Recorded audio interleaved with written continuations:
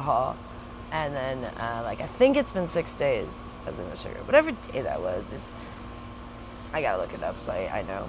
But it's been several days because I'm in ketosis now. I can feel it. Like my energy is coming back. You guys can probably hear it in my voice even.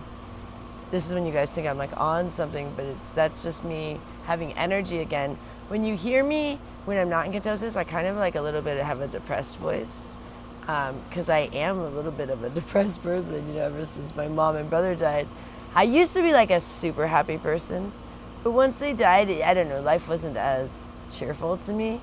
You know, I mean, I have my moments that I'm really happy, but overall I have a more somber disposition than I did, you know, prior to my mom and brother dying.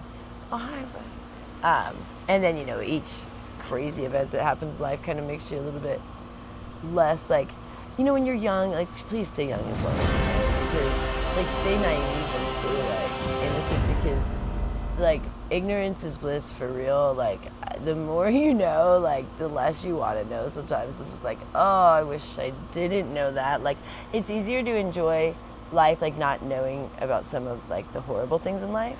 Like, once you find out about some of the horrible things, like it's hard to enjoy things when you find out people are suffering, you know what I mean? And, like when you hear people are starving and there's, like, countries where they're at war, it's just not good, you know? And it's harder to, like, enjoy your meal, you know what I mean? And when you're young, like, you don't know of these things. And same with, like, you know, before you've had loss, you know, like, life can seem very, like, oh, and then you have loss and you're like, whoa, like, life changes a lot. And, I mean, I, in a weird way, appreciate that I had loss young. I mean, I wish it didn't happen in the sense, if I could choose, but since it did, I appreciate that it kind of made me appreciate life. And even though I was, like, reckless with it, I was trying to, like,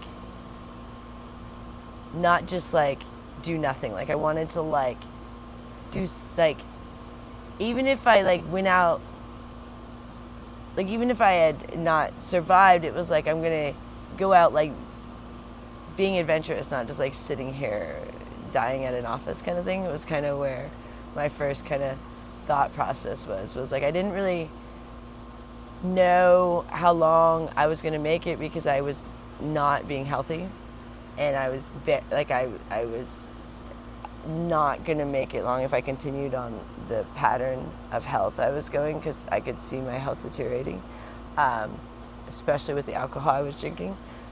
This I'm talking like 2012.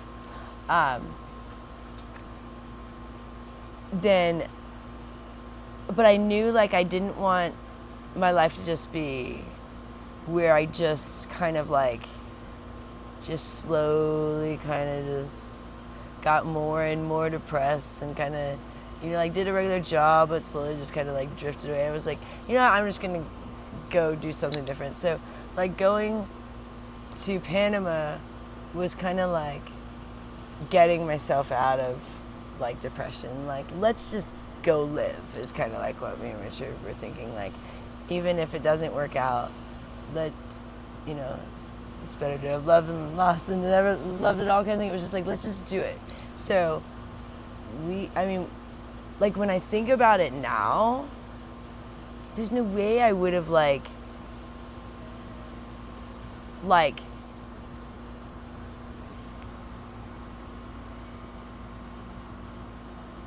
I don't even know how I had the guts to do that. You know what I'm saying? Like, back then. It's like when I think of my state of mind at that time, to have the guts to just, like, move to another country. And me and Richard have been together for about 6 months, but, you know, not that long. And we're like, let's move. And part of that was already the planning. So, like, we decided before the 6 months. So I think we planned for, like, 2 months. I think we've been together, like, 4 months, and we decided to move to a country together.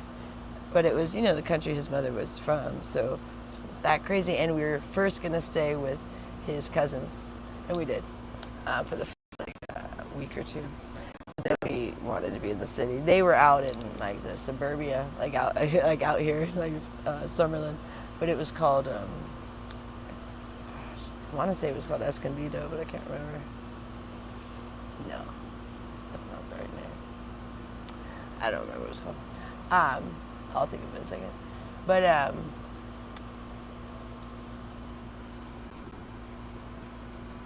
it was the turning point in both of our lives of like, that's why like when people go like, oh, just kind of go back to the mainstream, it's kind of hard for us because kind of like that moment was kind of our transition from mainstream like kind of jobs and stuff. Like it was just like that night we decided we were going to Panama, I think we kind of realized our lives were not going to be normal in any sense anymore. You know what I mean? Because that's not what normal people do. They don't just, I mean, we both had like normal jobs. I was the office manager at a real estate office, and Richard was the he was the bar manager at, the restaurant manager, the restaurant and bar at this bar called Brasserie in Portland, like in the Pearl District.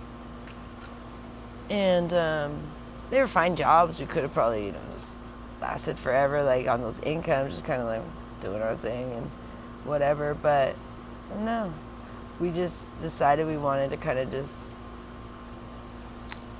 I don't know, go do something different than everybody else was doing, Because we realized we'd both lost a parent and a brother, and it was like, I don't know, we just didn't really fit in at work anymore, You try to, but it was awkward. I don't know, you're not really as relatable to people anymore. And I wasn't really planning on getting married and having kids. I really wasn't. So it was like, and I still didn't do the kid part, but I wasn't planning on getting married. So it just kind of was like, I don't know, it was always weird in the office. I didn't really like fit in after my mom and brother died. So I don't know, once we went to Panama, it was kind of like there's no going back kind of thing. Like, and we stayed there for a year. We were only going to stay for 2 months. The first trip, we were only going to stay for 2 months. We ended up staying 2 months the second trip. But we stayed a whole year. And it was the craziest but best year of our life. And the next best year was living in Manhattan. But we wouldn't want to do either of those years again. I mean, it's, woof. The amount of stuff we went through. I mean, that's why me and Richard could, and then the cave is the other big one. But that was for 3.5 months, so. But these things that we've been through, like, you can't even describe to anyone. Like, we describe a little bit, we don't even go into much detail of, like, just the level of, I don't know, I can't even, New York for us was the hardest thing we've ever done. Just because the amount we had to move. We sometimes were moving like every other day, and hotels, and so part of that time you might not even have a room like this, so we're outside in the cold with all of our bags just sitting outside, like, and it'd be like every day this would happen where you check in maybe at 3 and then you have to leave by 11 or 12, and then you can't check in the next place till like 3, and so, and it was often during the cold. It feels like it's often cold in New York, and we're just sitting out there, and we're just always sitting there like on the corners in New York with all of our bags, waiting to check into another hotel, but it was a lot of work to just constantly be packing up and, moving our stuff. And we had more stuff than most people would have at a hotel because we were living there, but we still tried to keep it as minimal as possible because we tried to take like the subway. Early on, we would always Uber, and then that just became too expensive. It was like we're not going to waste money on Ubers. So we had to minimize to where we could travel on a subway with the stuff we had. But originally we had like a grill, and we had like all these big suitcases. So then it got down to like 2 carry-on suitcases, 2 backpacks, like always 2 of those like, those reusable bags from the grocery store. We had these really heavy duty like Whole Foods ones. They were like the ones that had like the lining, so they like heavy duty, so you could like pile a bunch of stuff in them. We usually put like all of our food in there, and then we'd have like our tripods, and I think Richard even at some point still had his camera stuff. We ended up selling all this camera stuff in New York, but and we're just lugging all this stuff around always. Oh, and Richard's guitar. Yeah, so it was 2 carry-on suitcases, 2 backpacks, like 4 of those, because we each would have 2 of those bags, tripods, cameras, guitar, just trekking around New York City on the subway. So we would be exhausted, like by the time we would get to a hotel, because just even taking the subway. And sometimes, like when it got really expensive during the holidays right before New Year's, and then the Omicron hit, because we were there during the pandemic, we had to go all the way to the Bronx. So we had to ride 2 hours on the subway with all this stuff, and it's packed like sardines in there. And we're exhausted, and we're hungry. We don't even really have any. We had to sell our GoPro to even get a room that night, because we were spending so much money on hotels that, like, if I didn't work like several times a day, we like couldn't live, because the hotels got so expensive during the, and like sometimes they'd be like $400 or $500 a night, and then like a $400 deposit. It's like $800 every night, $800 to $900 every night, and it was just insane. So sometimes I couldn't keep up with that pace, and so like a couple times we went to the Bronx. We went to the Bronx twice, and we went to Brooklyn twice, until the prices came back down. Because then the Omicron hit, and like the prices came back down. But when the prices go up for the hotels, it gets insane. So we go all the way to the Bronx, and then some black girl thought, that I'm like white privilege, and you little white little princess, because I was so tired, and I'm packed in and I'm carrying all this stuff, and we've, been like hours, we've been, traveling now since we've left our hotel, because by the time we've left